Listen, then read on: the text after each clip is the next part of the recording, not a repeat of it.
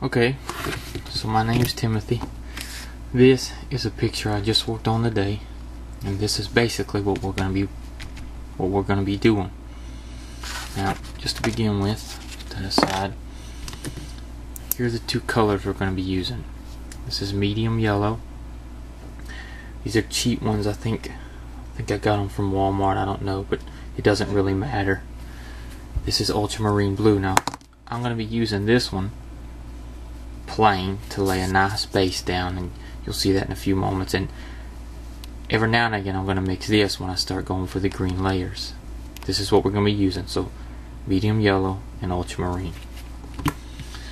Now this is what I've mixed, and this is the brush I'll be using. It's just a small round pointed one. Here is our plain medium yellow. It's kind of a glare on it. We're just going to be starting with this. These have actually been drying for a little bit. They've been mixed pretty much all day today. We're going to take this. I'm going to make a base right here. You can see I've mixed the ultramarine blue just to have my values. This is actually just plain water right here for rinsing. Okay, so let's get started. First thing we want to do is make a good base. Now, you don't have to be too picky about this. You just want to get an idea of shape. Really simple, just the shape of a tree. I'm not following any secret pattern. I'm just, if you work from a photo to get a shape down in your values, that'd be good.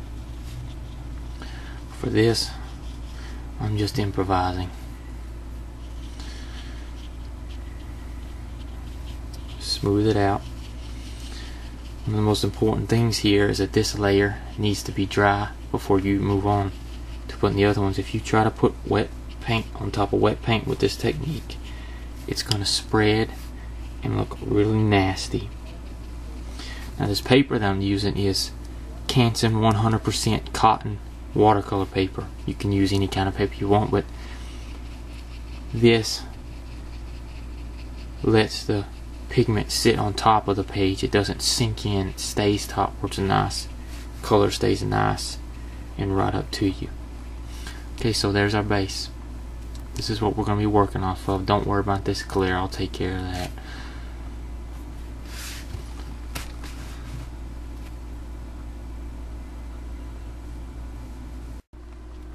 Okay, so here we are back again. Reminder of the image. Now, this is going to look different than this, so just a tad though. But here we go. We got our nice base going on here. Here we bring this in now. See, we got our lemon yellow right here.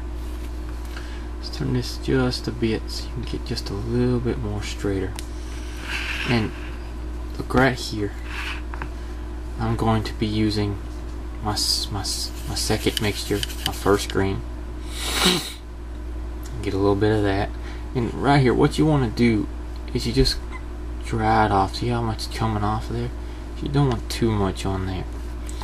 Okay, so this is the important part. Okay, we don't rub or scrub or anything like that. We dab. We just take this brush, we put it down, we pick it up. See that little dab?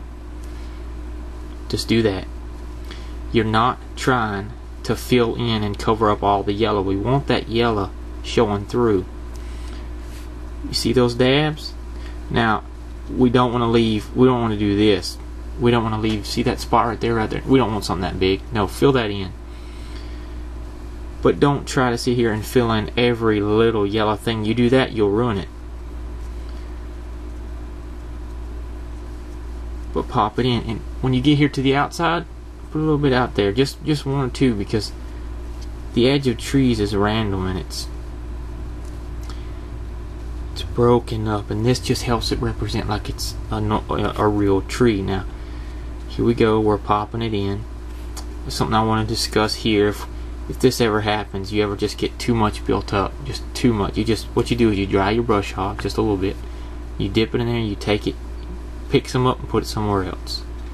And don't worry about mistakes here. This takes a while to get used to, and these first few layers you don't really have to worry about making too many mistakes because they're going to get covered up. Get us some more, and we're just popping. We're just popping it in there. Really light too. We're not shoving it. We're not shoving it down the paper. We're just popping.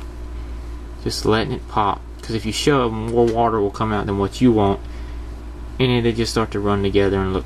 It won't look all that great. So, just popping in there. Now, I'm gonna finish this up, and I'll see you when this is done. Alright, so here we are. It's finished. I think it took me about 7 to 10 minutes to do this. I'm not for sure, but something I want to mention here. If you look right here, and right here, here, and here, it's darker than like right here. All that is that when I brought in my paint, here I picked up more pigment in the brush. When I hit here and here and here, and less pigment here. Now, don't worry about that. Up out here, when it dries, it's gonna look. It's still kind of wet. When it dries, it's gonna even out, but you're still gonna see some variations. That's okay. That helps us because nature is random, as I've been told. It's not gonna be perfect. Everything's not gonna fit. Even that yellow is as even as it looked when it was spread out. There were still some variations. You just couldn't see it because it was so light. But these darker spots, they look dark now because they're up next to this really light stuff. When I start putting in these darker values here, then things are going to disappear. That's just something I want to mention. Now, I'm going to let this dry, and we're going to move on to our second green. Alright, here we are.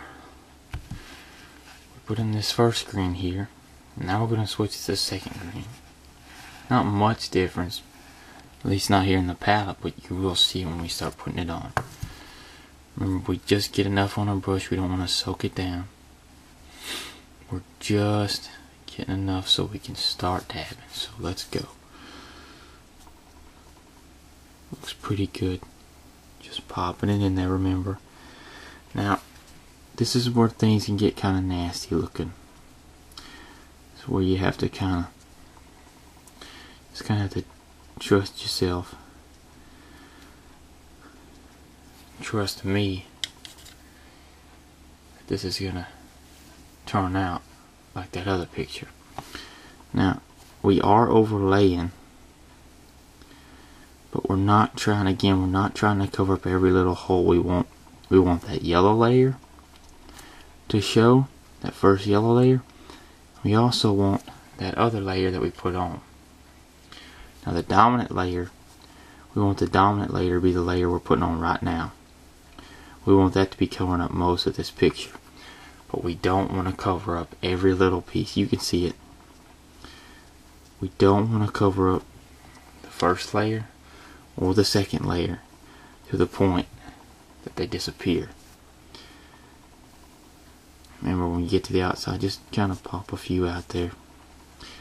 Gives it that leafy effect. Also good, one thing I'd like to mention is keep those values. Mix enough paint to where you have those values and they can stick around. Don't make just enough to where you use it one time and that's it, because I want to show you a little trick after we get going to our darks. Alright, I'm going to finish this up. You can see. Okay, here I am, just finishing this up. Too much paint there. But I'm finishing this up, and then we're going to let this dry. Remember, the most important thing here is to let every layer dry. And it looks nice now, but when it was wet, it looked really scary, like everything was messing up, just something's wrong.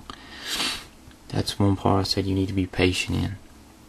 Don't get frustrated if it's not looking exactly like it needs to. Let it dry. See what it looks like when it's dry, and then make your judgment of whether or not you like it.